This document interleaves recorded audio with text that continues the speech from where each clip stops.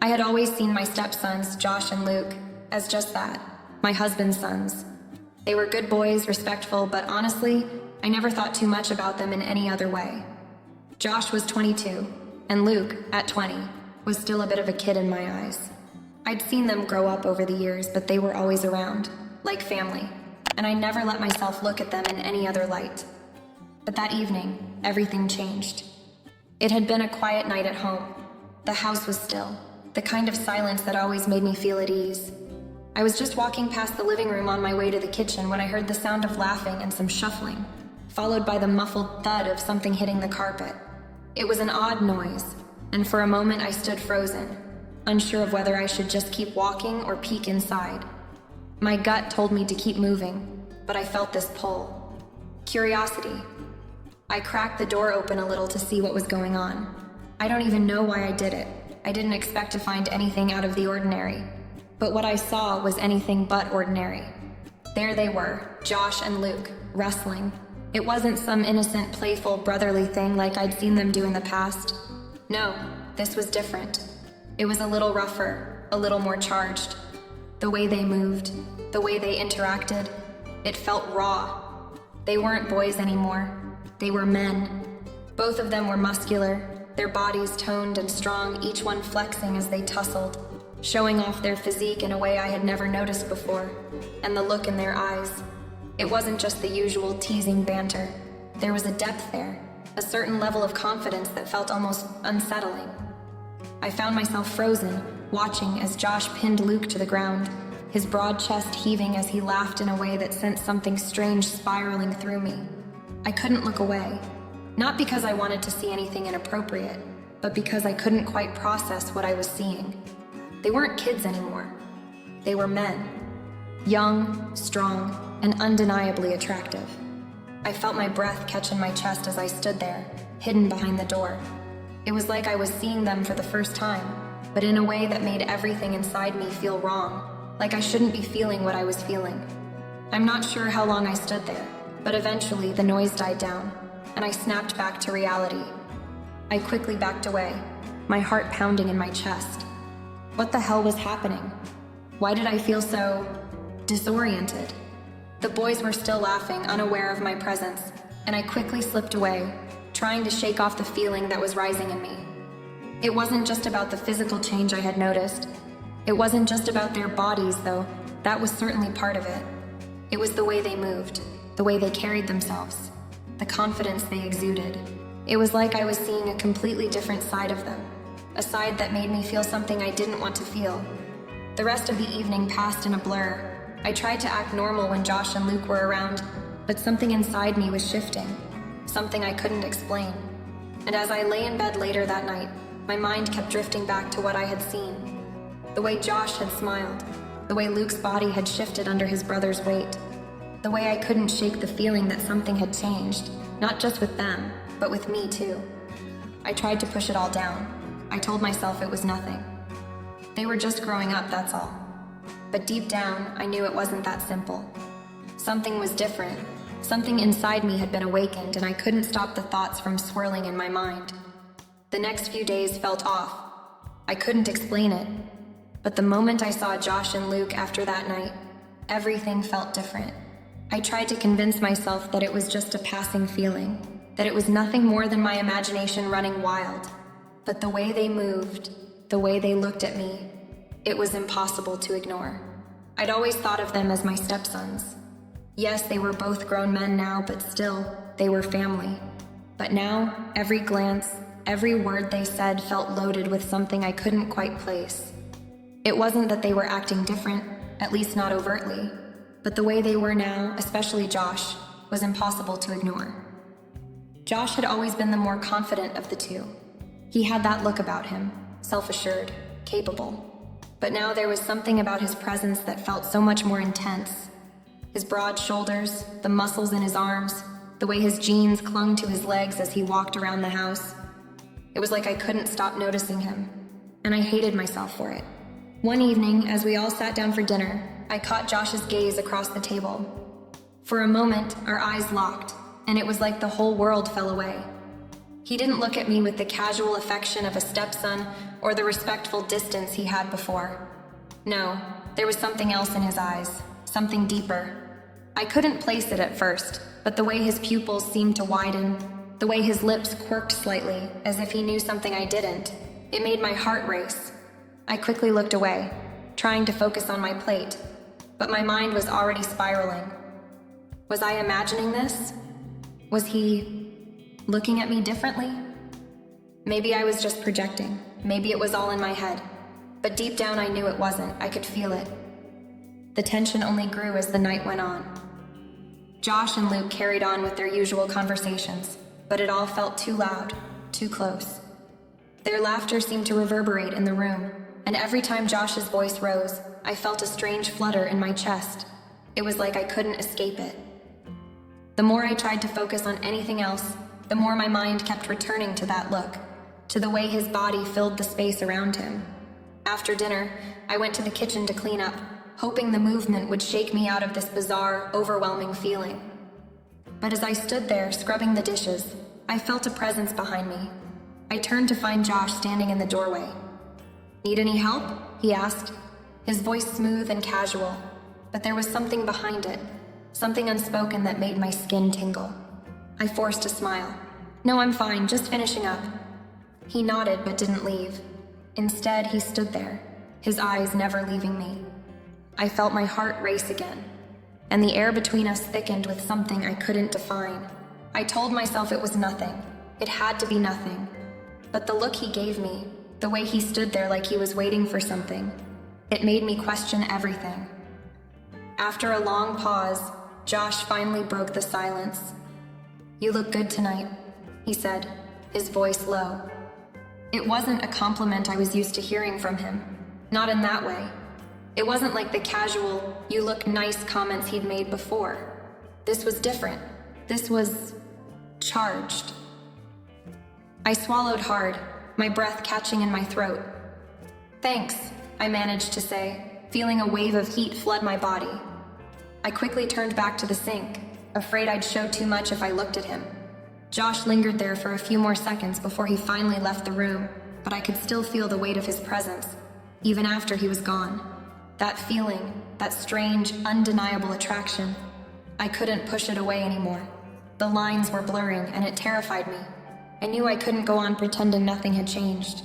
It wasn't just the way Josh looked now. It was everything. The way he moved, the way he spoke, the way he made me feel. Like I was the only person in the room. I didn't want to admit it, but I was starting to look at him in a way I shouldn't have. And as much as I tried to push it down, I knew it was only going to get harder to ignore. The silence between us was growing, thickening like the calm before a storm, and I was terrified of what was coming next. It happened a week later. I didn't expect it, didn't want it to happen, but sometimes things have a way of unfolding whether you're ready or not. I was sitting alone in the living room, a book in my lap that I wasn't really reading. The whole house felt too quiet, too still, like everything was waiting for something. And then Josh walked in, his usual confident stride a little more hesitant than I was used to. "Can we talk?" His voice was different, lower, softer, as though the weight of what he was about to say had already settled in his chest. I nodded, trying to hide the nervous tremor in my hands as I closed the book. "Sure, Josh, what's on your mind?" He hesitated for a moment, his eyes darting away, almost as if he wasn't sure how to continue. I watched him closely, feeling that same tightness in my chest that had been growing over the past few days. Something in the air was shifting. Finally, he looked at me, and there was an intensity in his gaze I hadn't seen before. It's about you," he said, his words slow and deliberate. My breath caught in my throat, and I forced myself to remain calm. "What do you mean?" Josh shifted on his feet, clearly struggling with whatever it was he was trying to say. For a long moment, neither of us spoke. I could feel the tension thickening around us, the silence more oppressive than anything I had ever experienced.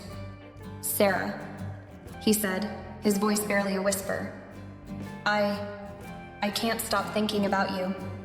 I don't know when it happened, but every time I see you now, it's different." I felt my heart skip a beat, and my throat tightened. I had expected him to say something, but not this. Not this. The words hung in the air between us, Impossible to ignore, impossible to unhear.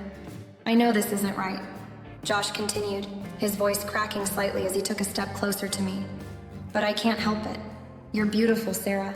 You've always been beautiful, but now, it's like I can't get you out of my head. I've tried to push it away, tried to pretend it's just some silly crush, but it's not. It's more than that.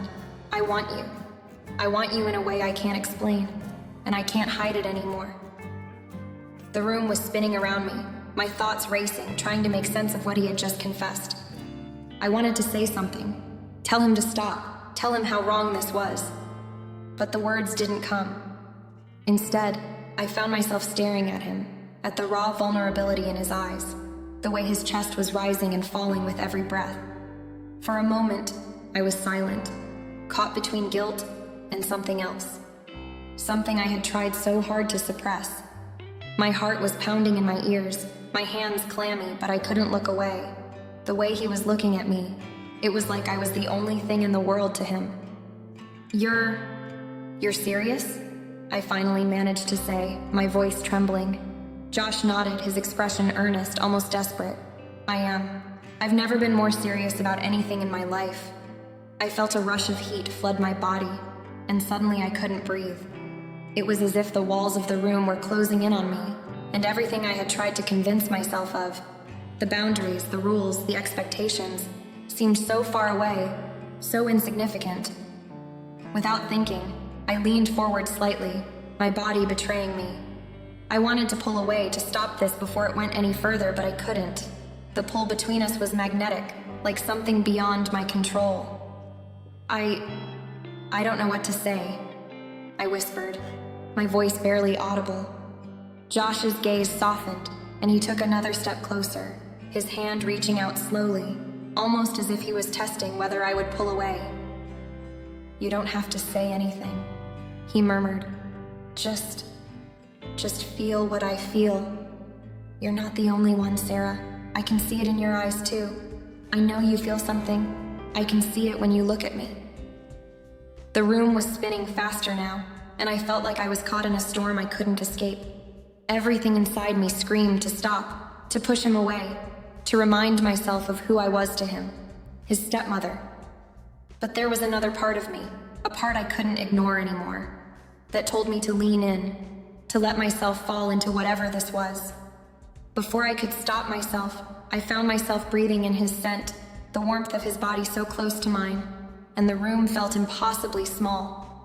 It wasn't supposed to be like this. It couldn't be. But everything in me screamed to take the next step, to give in to the burning desire that had been slowly creeping in over the past few weeks. And I hated myself for it. I hated that, despite everything I knew was wrong, I couldn't stop the way my heart was pounding, the way my body was reacting to him. That night, after the conversation with Josh, I couldn't escape the weight of his words. Everything inside me screamed to stop, to push him away, to tell him this was a line we couldn't cross. But the truth was, I didn't know how to do that anymore. I couldn't pretend that nothing had changed between us, and I didn't know how to erase the spark that had ignited in me. The house felt suffocating. The quiet seemed too loud. It was as if the walls were closing in, and all I could hear was the sound of my own breath. I tried to busy myself with mundane tasks, checking the dishes, folding laundry, but my mind kept wandering back to Josh. What had I gotten myself into? I couldn't even look at him without feeling this mix of guilt and longing, like two opposing forces battling inside me. Then, just when I thought I might be able to settle my thoughts, the door to the living room creaked open. It was Josh again. He was standing in the doorway, a look of determination in his eyes, as if he had made up his mind about something. The air between us was thick, heavy with the unspoken words from earlier. "I need to talk to you," he said softly, his voice carrying the weight of whatever decision he had made. I couldn't move, I just stared at him, my heart racing. "Josh, we can't..." He cut me off, stepping closer, his eyes never leaving mine. "We can't keep pretending like nothing's happened. I can't pretend anymore, Sarah. I know you feel it too. You're not the only one battling this." His voice was urgent, but there was a softness in his tone that made it feel more like a plea than a demand. I stood frozen, torn between wanting to push him away and the undeniable pull toward him. I knew what this was. It was wrong. It was dangerous. And it could destroy everything. But my body didn't seem to care about any of that. It was like it had a mind of its own, drawn to him in a way I couldn't explain. "Josh," I whispered, my voice barely audible. This isn't just about us. It's about your dad. It's about the family. If anyone finds out." He shook his head, his expression serious, almost pleading. "I'm not asking you to throw everything away. I'm asking you to be honest with yourself. We both know what's been happening. I can feel it in the way you look at me, Sarah, the way you act around me. I'm not imagining it, am I?" I opened my mouth to respond, but the words caught in my throat. What was I supposed to say? I wasn't imagining it either. Every glance we shared, every touch, every heated moment, I had felt it too. But I couldn't say that to him. I couldn't admit it out loud, not when the consequences were so massive. "I know this is terrifying," Josh continued, his voice quiet but firm. "But it's real, Sarah. I want you. I want all of you, and I know you feel the same way."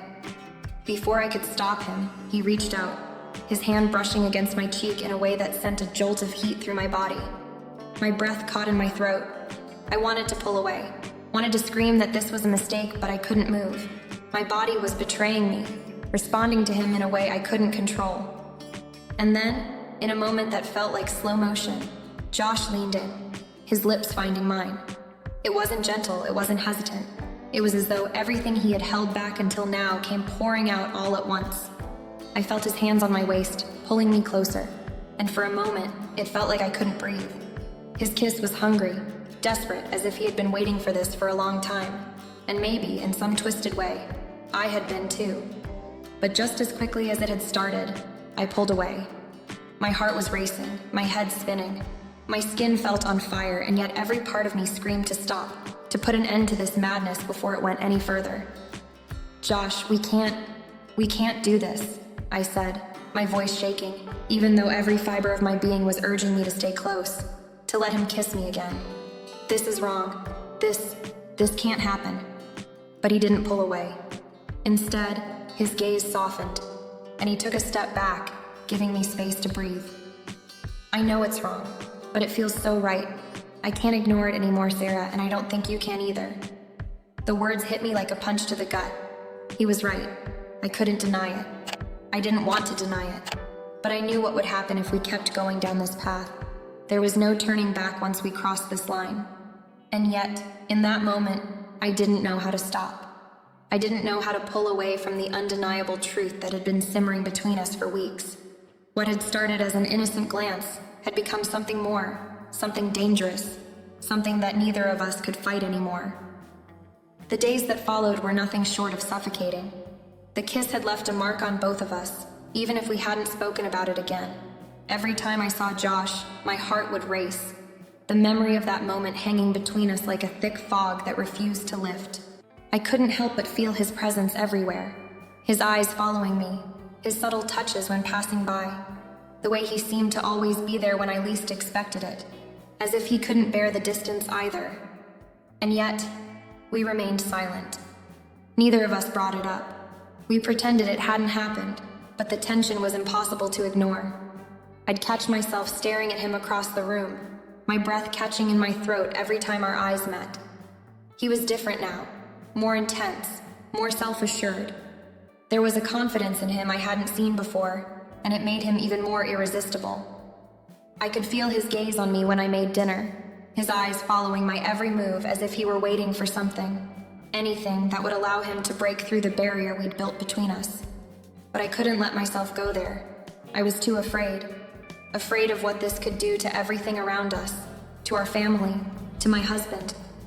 But it didn't stop. No matter how hard I tried to keep my distance, I felt it growing between us. His touch lingered too long when he helped me with the groceries, his voice too soft when he spoke to me, as though he were searching for some sort of permission I wasn't sure I could give him.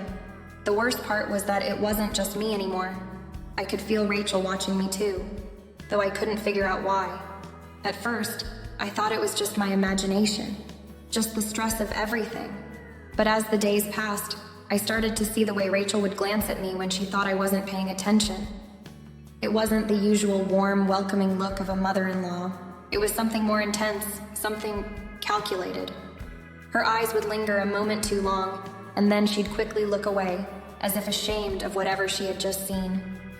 It was as though she knew what was happening between Josh and me, and I knew she was no fool. Rachel was sharp, and she knew exactly what kind of tension had taken root in our house. She was acting like nothing was different, but there was a sharpness to her that made me uneasy. Was she trying to hold everything together? Was she pretending for the sake of the family? Or was she somehow aware of the growing desire between Josh and me? There were moments, quiet moments, when we were alone together in the kitchen or sitting on the couch after dinner, when I could almost feel Rachel's presence in the air, her unspoken awareness creating another layer of tension between us. I couldn't figure out if Rachel was complicit in it, or if she was just as lost in this tangled mess as I was. But every glance she gave me told me that she knew something was different, something was wrong, and she wasn't as naive as I had hoped. The whole house was on edge now. The unspoken tension between Josh and me hung over every conversation, every moment of silence, and every time I thought it might go away, every time I thought we might be able to return to normal, it only seemed to grow stronger. It was as if the air itself was charged with something dangerous, something we were both too scared to name. I couldn't escape it, no matter how hard I tried. And neither could Josh. We had crossed a line, and now everything we did, everything we said seemed to carry the weight of that one moment. We couldn't pretend it was gone. And neither could Rachel. It had been weeks since that night, since the kiss. And yet, everything between Josh and me remained unresolved, hanging in the air like an unfinished story. The tension in the house had become almost unbearable. Every time I looked at Josh, my chest tightened with the knowledge that something between us had shifted, something I couldn't undo, no matter how much I wanted to. And yet, every day I tried. I told myself that maybe the feelings would fade, that time would heal whatever had cracked between us, but it didn't. The attraction was still there, and it was stronger than before. There was no ignoring it anymore. Every interaction, every fleeting moment we shared felt charged, like the air just before a storm. It was impossible to tell what would happen next. I couldn't pretend like we were the same, couldn't pretend like nothing had changed. The house felt like a ticking time bomb. Each second that passed, I could feel the weight of our choices pressing down on me, heavier with every passing day. I was torn between my growing feelings for Josh and the crushing responsibility I had to the life I had built, to my husband, to the family. It wasn't just about me anymore. It was about the consequences, the devastation that would follow if anyone found out. And yet part of me couldn't stop thinking about Josh, couldn't stop wondering what would happen if we crossed the line again. I tried to stay busy. I threw myself into my work, into making dinner, into trying to maintain some semblance of normality. But nothing felt normal anymore. The way Josh's eyes would linger on me when he thought I wasn't looking. The way his hand would brush mine when he passed by. I couldn't tell if he was trying to keep it subtle or if he just didn't care anymore. He wanted me. I knew it, and he knew I felt it too. But what could we do with that? What kind of future did we have? I wasn't some naive girl making foolish choices. I knew what was at stake. If I gave in to what Josh wanted, if I allowed myself to go any further, it would destroy everything. My marriage, the family, the trust. I tried to talk to myself to make sense of it all. Just walk away, I told myself. It's not worth it. You can't do this. But it wasn't that simple. The temptation was there, stronger than I could ever have imagined, and the longer I fought it, the more it gnawed at me. And then there was Rachel. I couldn't ignore the growing distance between us, the way her presence seemed to weigh heavily on me. I couldn't shake the feeling that she knew something had changed, knew that something was wrong. But I couldn't ask her, I couldn't tell her the truth.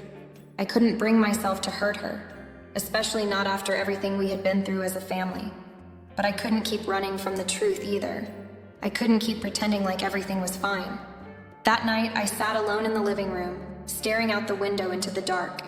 The world seemed so distant, so far away. My thoughts swirled, a hurricane of confusion and longing. Where was this all going? What was I supposed to do?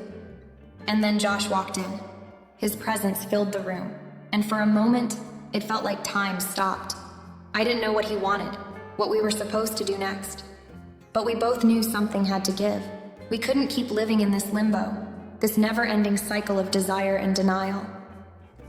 I met his eyes, and I saw the same uncertainty reflected back at me. Neither of us had the answers. Neither of us knew what the future would hold. For now, we both waited. Waiting for something to change. Waiting for the tension to break. Waiting for a choice to be made. But with each passing day, it became clear that the answers weren't coming. Not yet. And so we remained stuck in this uncertain place, unable to move forward, too afraid to move backward, caught between the desire for each other and the weight of everything we stood to lose.